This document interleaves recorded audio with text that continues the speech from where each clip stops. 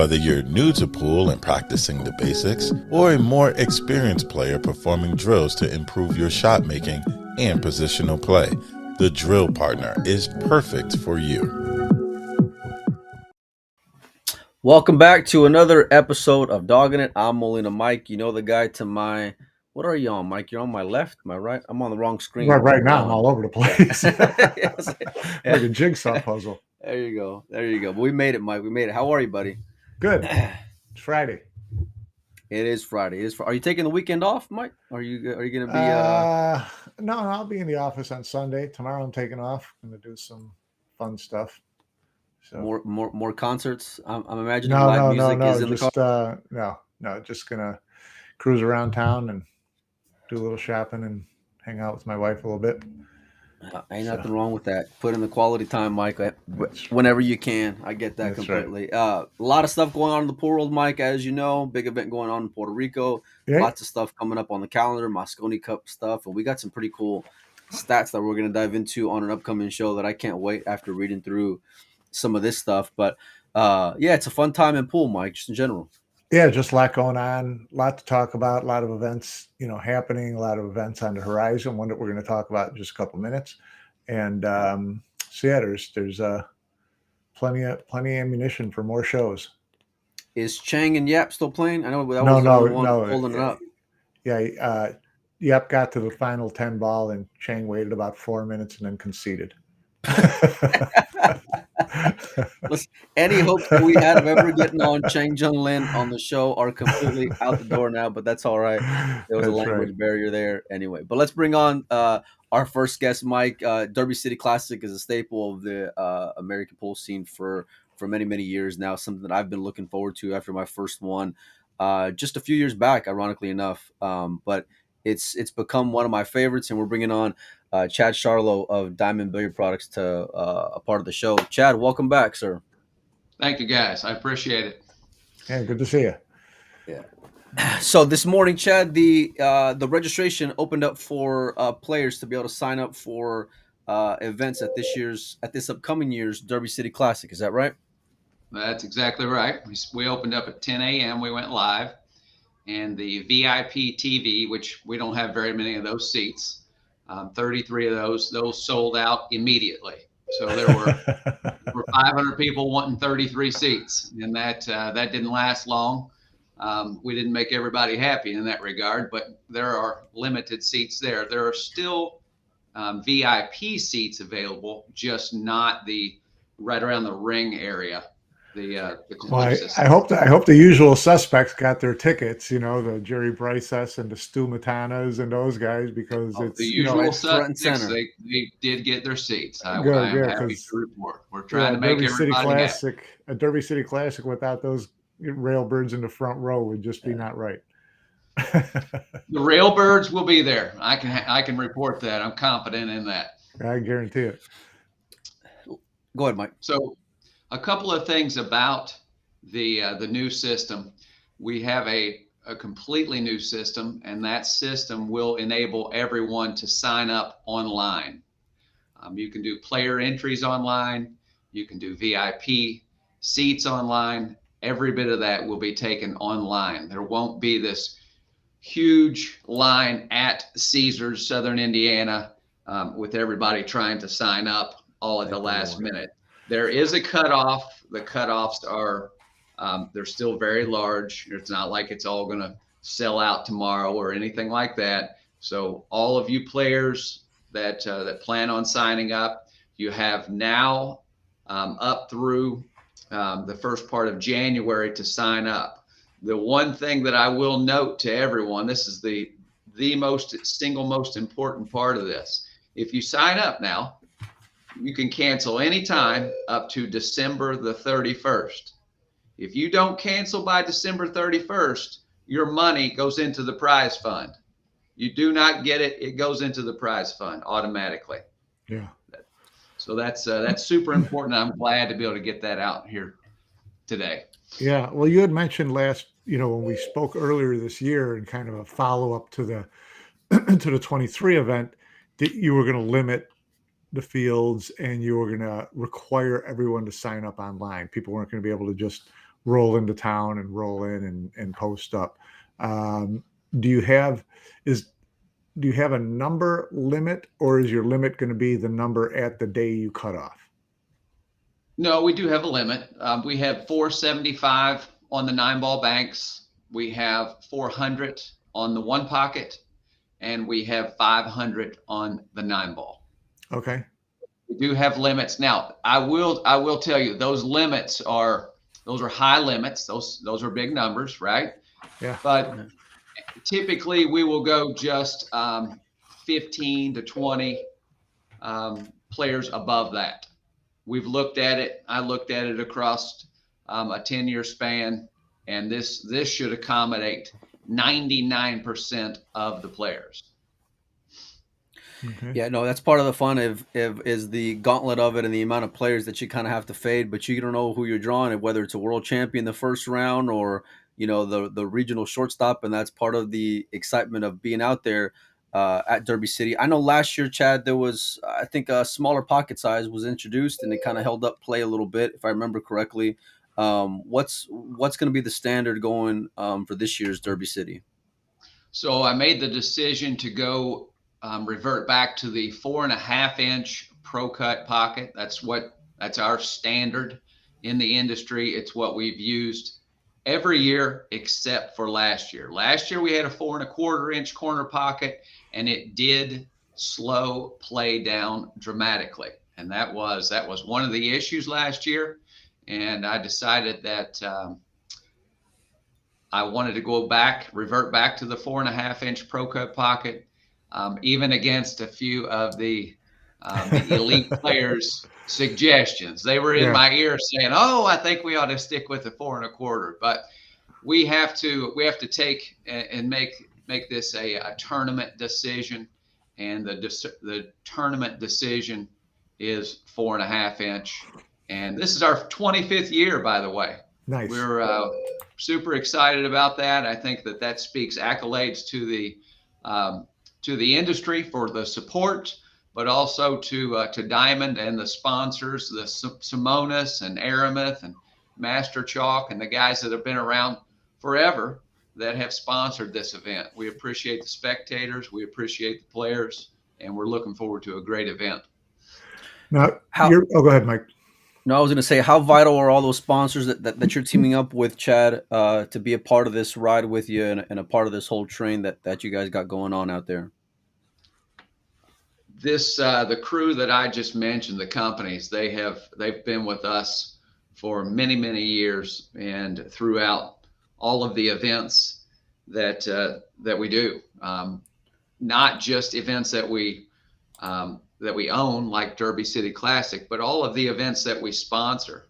And I was making a list the other day of the events that we sponsor, and I mean all of the events. And it was mind-boggling how many events that we add money to now and supply tables to, and it continues to grow. And we appreciate those sponsors, and we appreciate the players. Yeah, well, the sponsors you have are, they're the guys who are front and center pretty much, every event everywhere around the world. They're huge supporters of competitive pool, which is always great. Your event this year is back at Caesars in Southern Indiana. I know you had talked about looking at other venues. I know you had a contract with Caesars because you had considered, additional tables, how much being able to add 30, 40 more tables would help the whole process. And I know you have a great relationship with Caesars. There any additional tables going in this year, or are you pretty much tapped out on space there?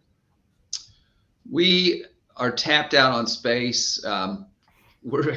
It's funny because we're adding 2 tables.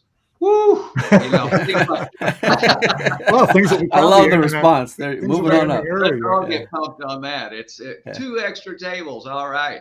So we get a lot of calls, a lot of guys that want to, they want to stream and they want their own table and all of these things. And we don't have the space. Everybody understands the space constraints that we're under. We did add 2 tables for this coming year. we are signed on for 25 and 26.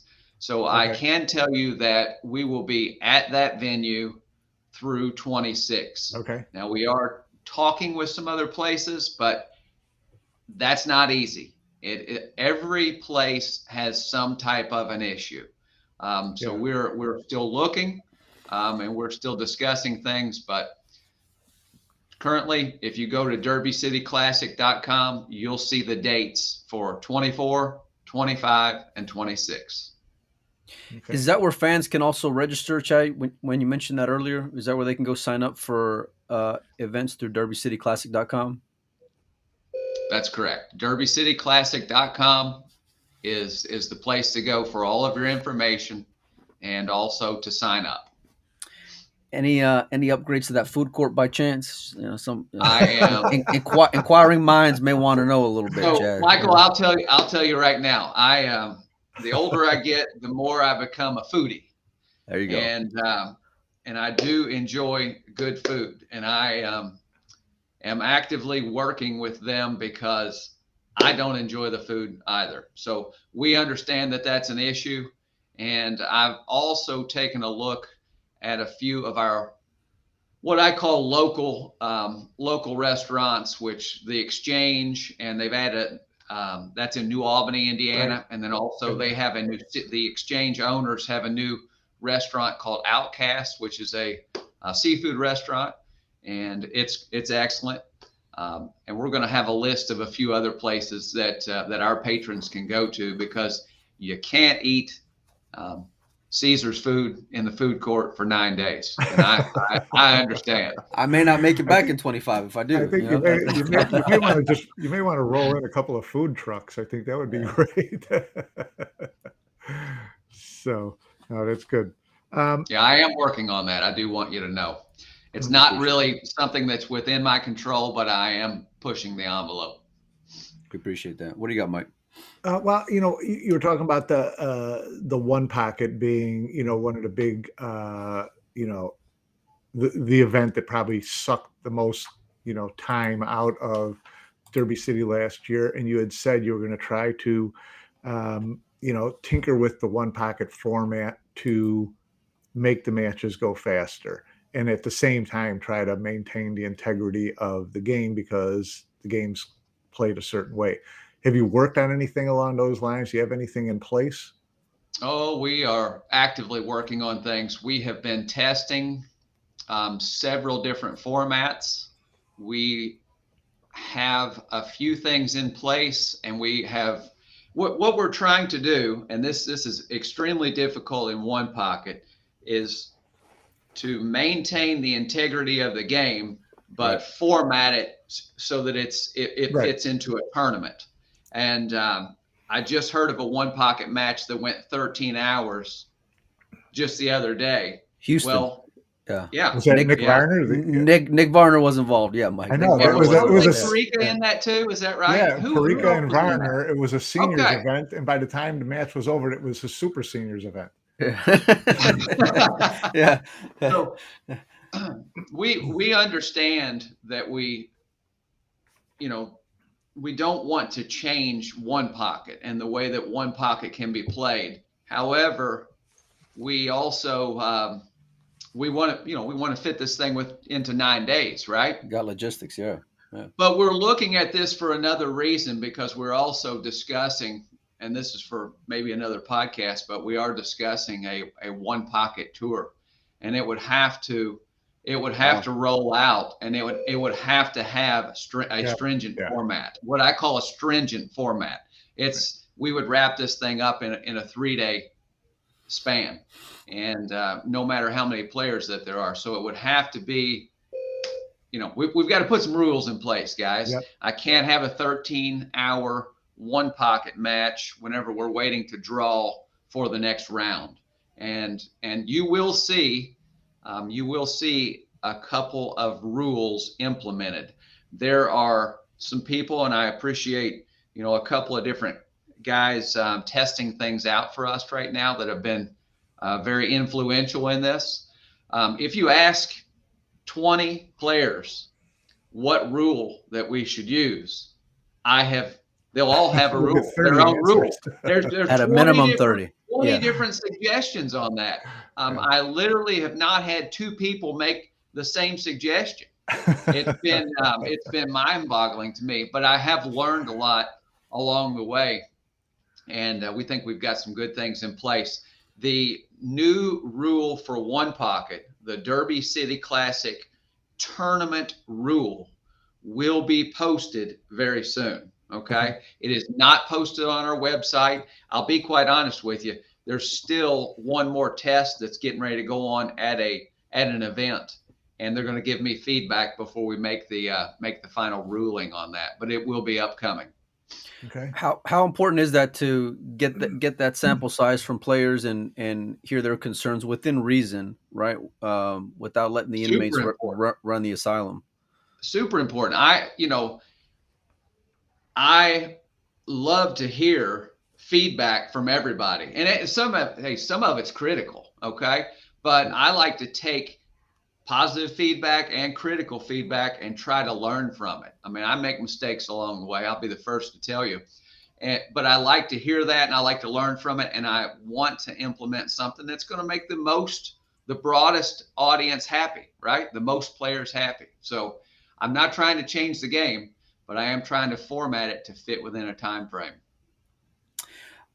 You mentioned one pocket. Obviously, you guys got 9-ball alongside with that. It shows $25,000 added.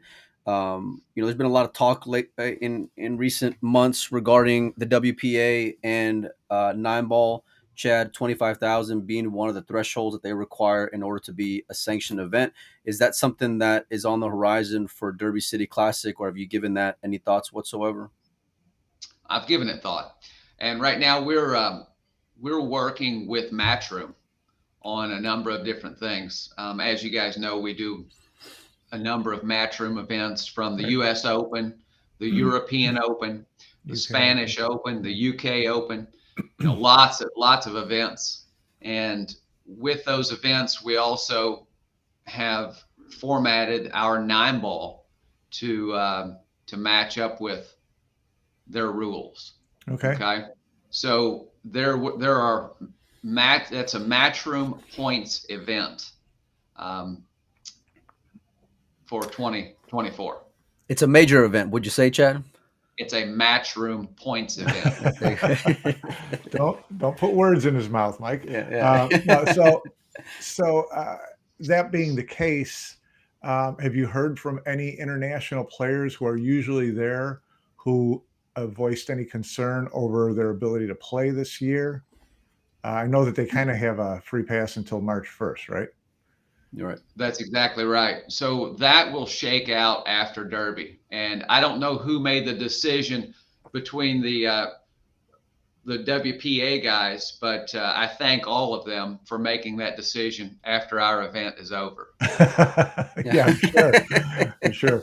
Well, one of the things you touched on before was the redraw, and that's also been a topic of discussion over recent years. And you talked about, either a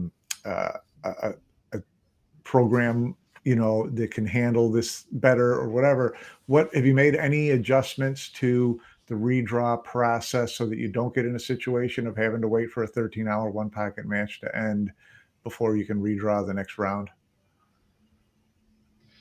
So the program itself, we're always adjusting the program. We're always it's a SQL Server program, and we have a couple of really good programmers that understand the Derby City Classic and the formats, and we're adding things to that. We're actively adding things to that. I mean, I have 20 more things I want to add to it right now that won't be implemented for this next one, but a few things at a time.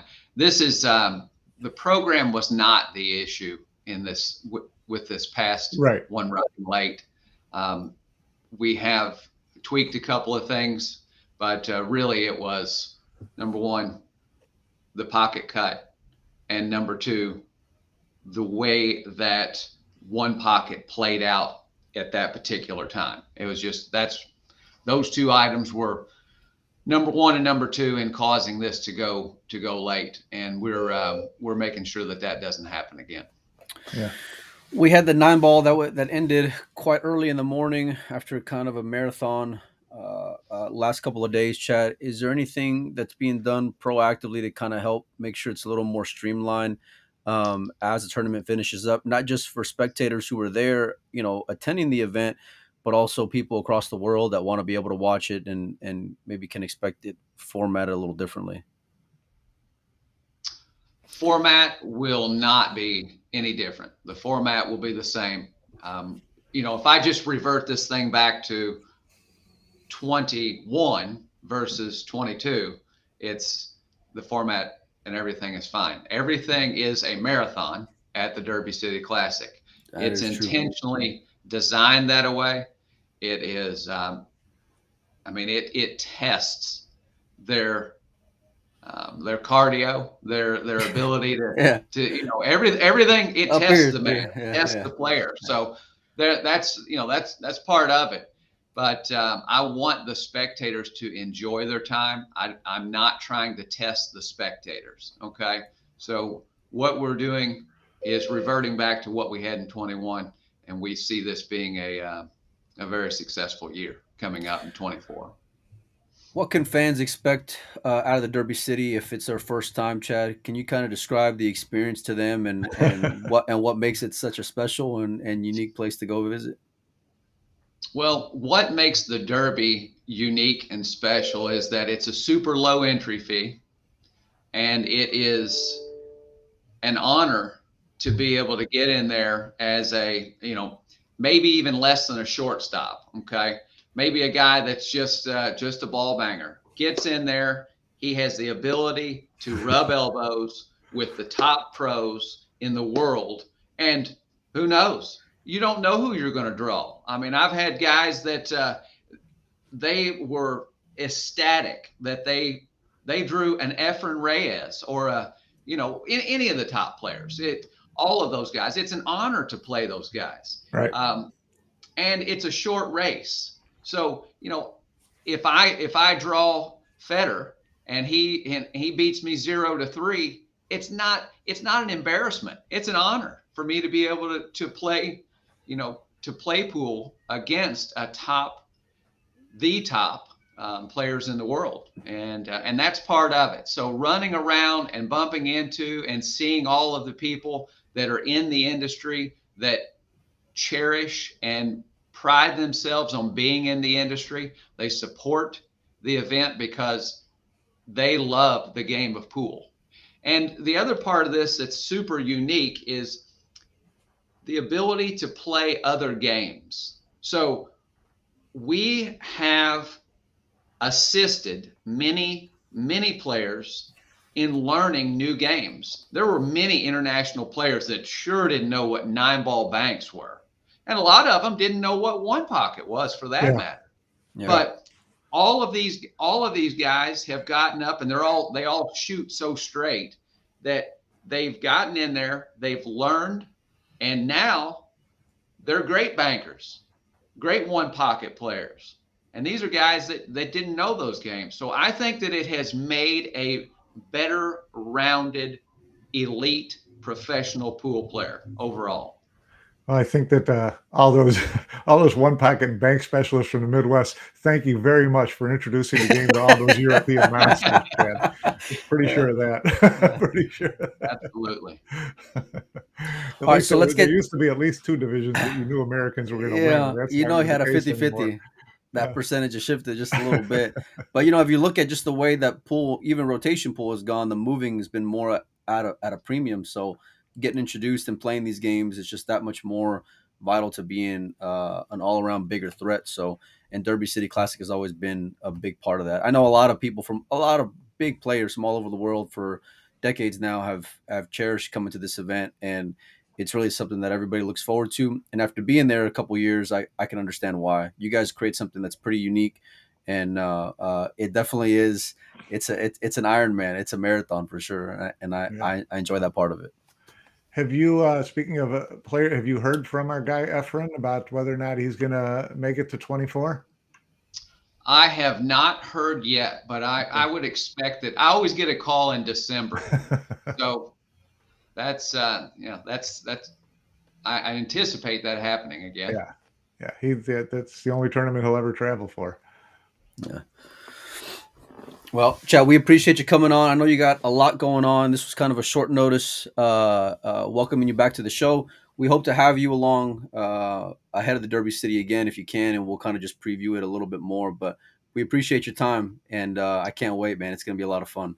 Yeah, looking forward to it. Yeah, we're all looking forward to it. I certainly like to kick off 2024 with the Derby City Classic and just kind of get things rolling, get the ball rolling into 24 with tournaments. And there are so many tournaments for the players now. I mean, this is a great time to be in pool. It's really, really a good time. Anybody and everybody that has questions, go to derbycityclassic.com, or you can call into Diamond at 812-288-7665. We'll be happy to answer any questions and try to help everybody out. Hope to see everybody there. Yeah, we look forward to it. Yeah. Are you is there anything up your sleeve for 25th anniversary special? Got to be something. We'll have to see. Okay. There you go. There you go. We're making some plans. Well, congratulations. Congratulations for one on 25. Yeah. We'll be posting all the info on the page as well, you guys. So you guys can check out how to sign up and then what all events that are being offered there. You will not want to miss it. Chad, we appreciate your time, and we'll talk very soon, my friend. Thank you, guys. All the best. Thank you. Yes, sir. It's pretty good, Panozzo. Pretty good. Yeah. How long you been going to the Derby for, Mike? How many? I mean, you've been around a while. Well, I went to the first one, second one, somewhere, when it was back at the Executive West. And you went to the what was the build up like back then, Mike? Like, what were they pitching it as? It was, it seemed like more of a, Midwest, here's where all the bank pool players and the one pocket players are going to go. And everybody gambled like crazy. And I remember getting on an elevator, and there were guys playing craps in the corner of the elevator. Yeah. Welcome to Derby City. Yeah, it was just, it's been crazy from the very start. They outgrew that venue really fast. I don't know how many derbies I've been to. There were a number of years where, other writers from the magazine went down there. But it's always a great event to go check out. Yeah. Did you think that back then that it would be where it's at now? No, probably not. Yeah. But what I didn't see coming was the international clamor to be part of it. That's when it kind of changed for me, is when the the Alex Laleys and those guys started coming over here because they just couldn't get enough of they loved the idea of playing one pocket and learning one pocket, playing banks and playing all these events and just playing for 7 days in a row, 10 days in a row, whatever it was.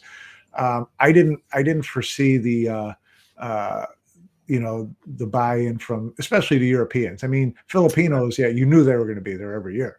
Action junkies. And so they started coming, and then it became more of an international event.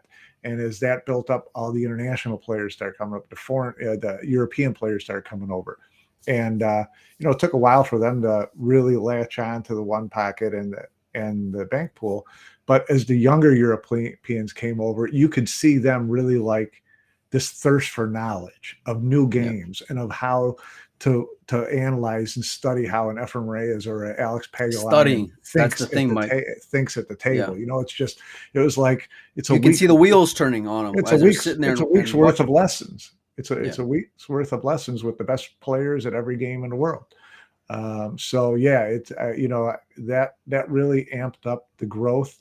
And then, kudos to them for sticking with it and building it and building on it. And they've always stayed true to their initial purpose was, and you tried to bait me into this, is it a major or not a major?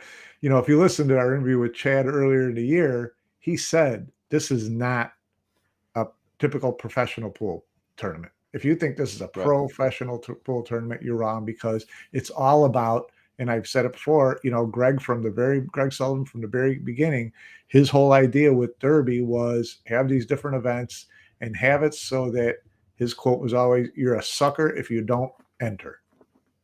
Because it's just too easy to enter and you get the buyback and it's cheaper than actually being a fan there and buying a ticket. And so, so that was their whole purpose, was to just flood these places with hundreds and hundreds of players and let them just, let them have at it. So I think it was my first year that I went to the Derby, I think, or maybe the second year. We see you there, Carl. I'm waiting to bust up Panozzo here in just a minute. This is gonna be easy. What do you call it? So Laylee's there, right? And I'm thinking, so what are you doing? You're hanging out doing some, Moscone Cup scouting, right? Checking out some players. And he says, "Oh, no. I'm hanging out in the action room all week. I'm playing some one pocket." He's a real big, one pocket connoisseur and loves the game. And that's the great part about it, is that you walk around that place, especially in the different rooms they got, and you just see the who's who, and even the unexpected guys, because they're there in just their jeans and a t-shirt. All of a sudden you look over and there's a world champion. There's a world champion. I saw Filler and Paguline playing like what was it? Full rack rotation, right? Together. And that was cool, And then last year the Efren story where Efren makes the run, that unexpectedly, that part was cool. And you don't expect it. I went to bed like at 2 a.m. one morning and then got back up at 7 and they're still playing 9-ball, and that's part of it too. And it's Derby City. So it's different. It's going to be a good time. So I can't wait. Are you going to be there this year, Mike? Sure. Yeah. I usually come in for the last 3-4 days. I'm usually not there for the banks or the beginning of the one packet. That's a long time to be down there. After about 4 or 5 days, you need to go see. You need sunlight in your life. That's for sure. Yeah, no, sunlight and fresh air and some kind of IV of some sort, because it's like a petri dish in there. Yeah, no doubt, Mike. But there's other events going on in the pool world. Mike, Pro Billiard Series is still going on. They're playing 10-ball. I think playing 10-ball. I don't. Sometimes early 10 counts. I think sometimes it doesn't count. Am I understanding that right? Here's Carl with the bait on that. No, here's the thing. This is pay attention. This is no different than Las Vegas, right? The Las Vegas, no early 10s on the break. No, in the Pro Billiard Series, that's run by Predator. They make their own rules, like Matchroom does with their events, right? Predator wants you to be able to short rack a match by making a 10-ball on a combination. That's fine, but the World 10-ball championship in Vegas, just like the World Teams Championship here, goes by WPA rules, and their rules for 10-ball are what it is. Yeah, it's got to be at the end. Yeah. So it's not a big deal. It's not a conspiracy theory. It's not, and I know Carl's going to throw up another picture of me posing with the WPA board, but which is the funniest thing, by the way. But it's just it's the simple thing. I mean, don't try to make more of this than it is. Look, I love the early 10-ball aspect. I do. I'm not so much. I don't care. Well, because I can appreciate it's a different skill shot. So playing combos, there's a way to play it, and there's different ways. You still even in the regular series, the 10 on the break does not win. What do you mean? If you make the 10 on the break, you don't win the game. Oh yeah. It spots back up, right? Yeah. In either event. So I like that part of it. You get. It can come up because if you get balls tied up, I saw a match with Victor and Mario yesterday where they were riding that 9 like nobody's business, because they had a 4-5 or whatever that was just completely locked up in jail. Yeah, right. And you never see guys really take swings like that. It's like it's really amateur hour, but you could just see the wheels turning with them and them weighing it out as well. So. But a lot of big stuff within there, Mike. There's a lot of events going on. They got a women's event, they got a men's event, they got a team's event. Let me ask you at the beginning: is it a lot in one going on for you? Because for me, it kind of is. It's a lot, but I like it. I've always loved when the men and women played side by side. I've always loved that. That adds a whole different element to an event. I love when they do that. So that's, and then in this one you add the world teams, which you know, I get it. That's a tough one to do on its own, someplace separately.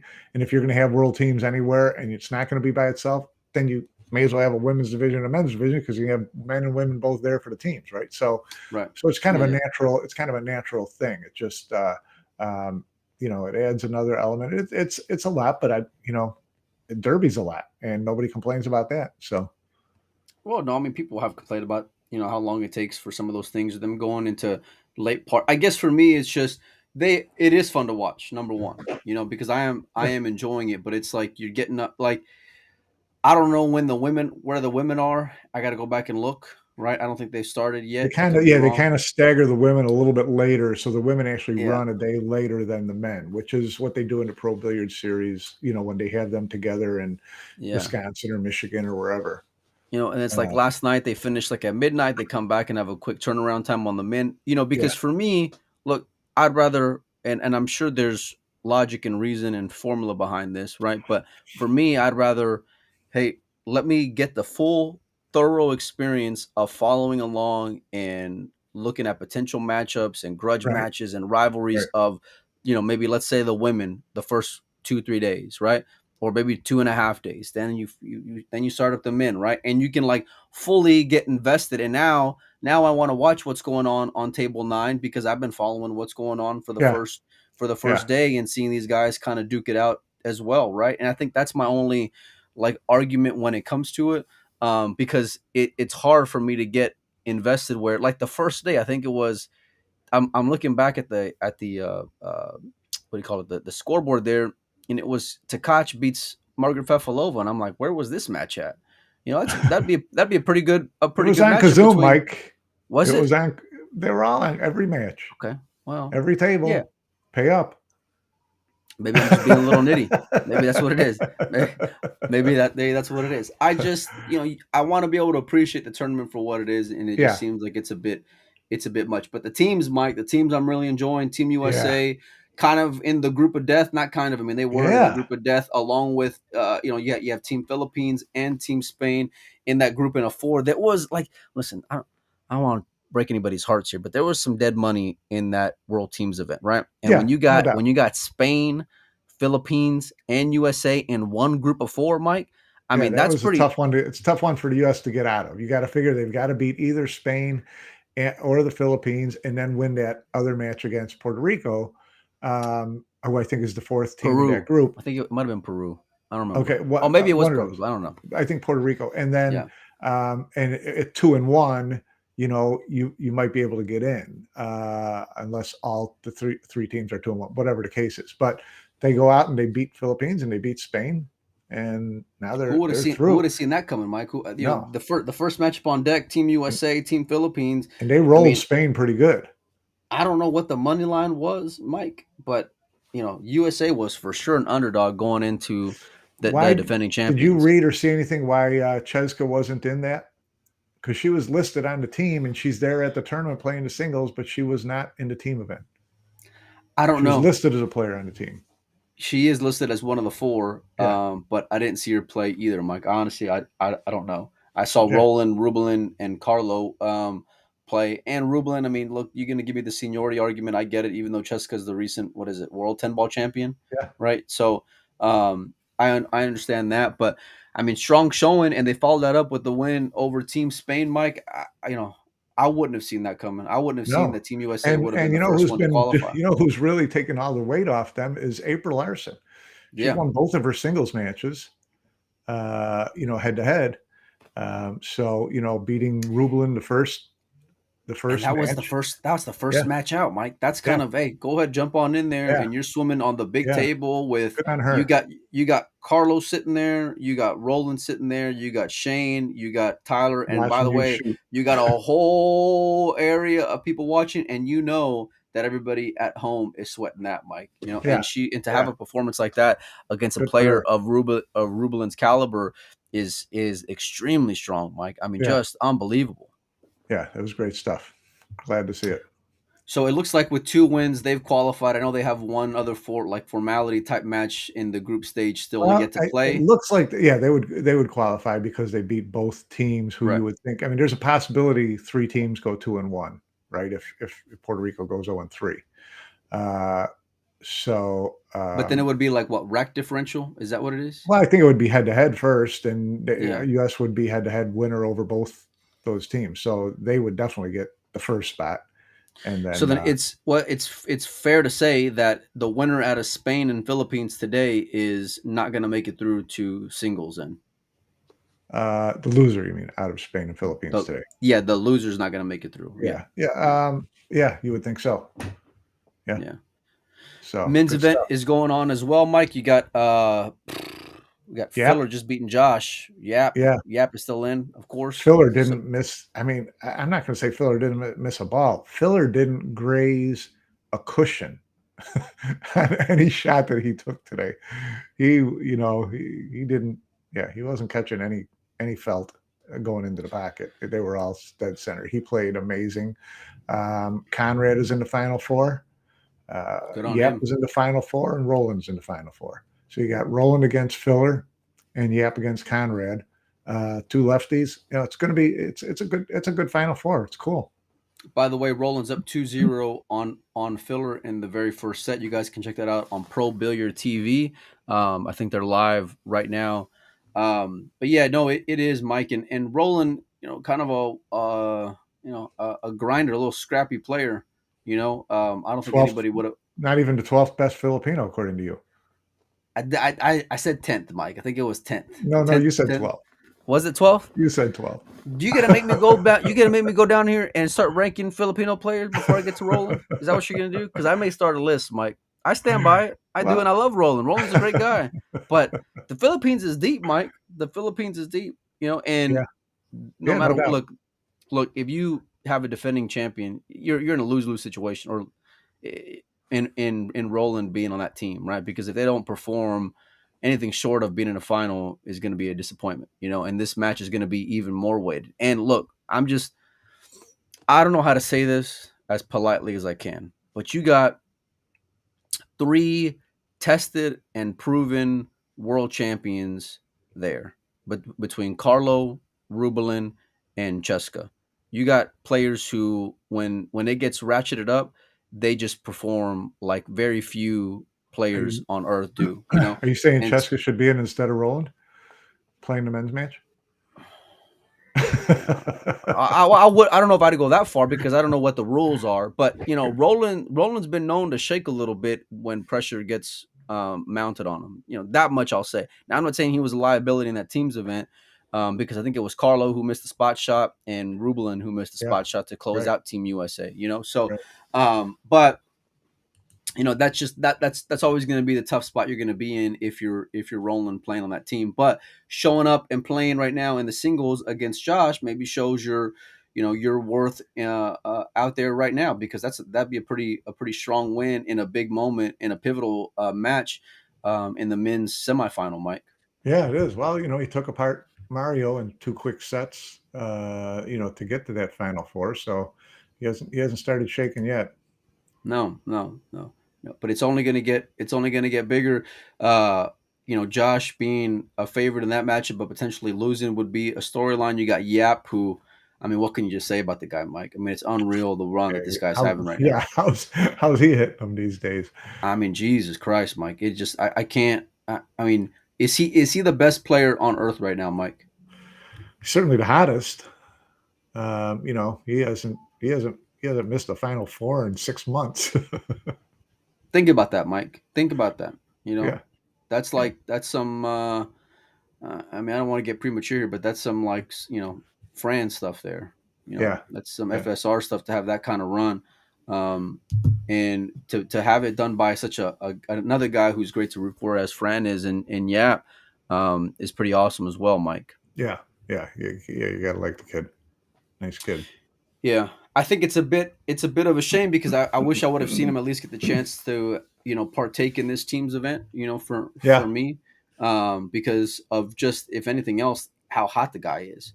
Right. I mean, You know that no matter who he's paired with, they're going to be a threat. Just given that anchor that you got, that's probably going to be number one on someone's rankings. There's like 18 different rankings in pool, but I'd imagine on somebody's rankings they got him at number one. So who do you fancy coming out of the men's side, Mike? I like Yap and Filler in the final. There are three lefties in the final four. How can you not like Yap where he's sitting right now? I like Yap to win the whole thing. Who's he playing right now? I didn't even let me see. Conrad. Is he? Well, yeah, he'd be a favorite over Conrad for sure. And he obviously doesn't rattle against big names. No, I like him to win. Yeah. I mean, he'd probably be number one on the betting line to go in there close. Maybe Josh, and then yeah. But it's right there. That's the matchup everybody wants to see. I think it finishes up today. Is that right, Mike? In the men's. No, I think the men's final is it today? I thought it was tomorrow. I could be wrong. No, they play tonight at 5. Yeah. Okay. The final is tonight. Right. So we'll have two semifinals are going on right now on tables 1 and table 2. Finals tonight at 5 p.m. Which would be 3 o'clock Chicago time, 10 Texas time. Yeah. So we'll have a winner today. Cool.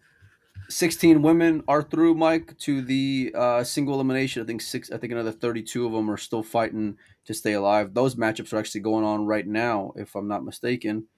There's still a lot. There's still a lot to play for in the women's, but you look at the last 16 who came in from the winner's side. Kelly and Allison. Jesus, these guys, do they ever not? It's just, they just don't lose, do they? But crazy, it's a pretty stacked. It's a pretty stacked. It's inspiring. Pretty stacked. 8 out of the winner's side into the last 16. Rubelin, Wei, Chen, Seo, Allison, Christina, Tkach, Olivia Zalewski, and Kelly Fisher. I mean, that's world championship field right there. Well, the one thing that I like about this recent announcement that they put out there for that event coming up in Vegas, where it's 8 women based off of rankings out of 16, right. It gives them something to shoot for, right? It gives them a season to grind out for. And I know a lot of these players are really consistent. I know Allison and Kelly are locks. I know, Wei is probably a lock and Chow is probably going to be there, but it just gives them something where throughout the year they can go and strive to, I want to get to that. I want to be within this range so I get a free roll at that event. Right. So I think that one will finish up come the weekend, Mike. I'm not looking at the bracket. They'll finish up tomorrow. So tomorrow the ladies event finishes up. Okay, yeah, tomorrow, and then Sunday will be the teams event. That'll be the finale of that one. But the teams event does continue today. Is that right? Yes, tonight. Who are you liking outside of Team USA that kind of surprised you, or you were impressed with, Mike, on the team side? Austria looks really good, not surprisingly. They're probably the most even 1, 2, 3 of everyone. Even more so than Germany, obviously, to me, with Moritz, Filler, and Filler. More decorated, if nothing else. Yeah. That's. I think that you're looking at the highest ranked threesome. It would probably be that 3. So they're going to be awfully tough to beat. Chinese Taipei, I think, has 2 wins. The Germans have two wins. Team Britain has 2. Shocking, 2 wins. Mike. I was surprised there. I was surprised there. Yeah.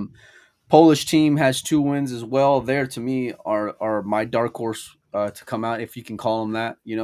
To come through on the team side of it. But you're right. I'm with you, man. Austria looks pretty special. And the one thing that where it evens itself out when it comes to maybe Mario and pressure and being a liability is he's got a lot of chemistry with Albin. They've been in big spots together, right? So having that security blanket there is really going to put him at ease, I feel like, if it gets to that point.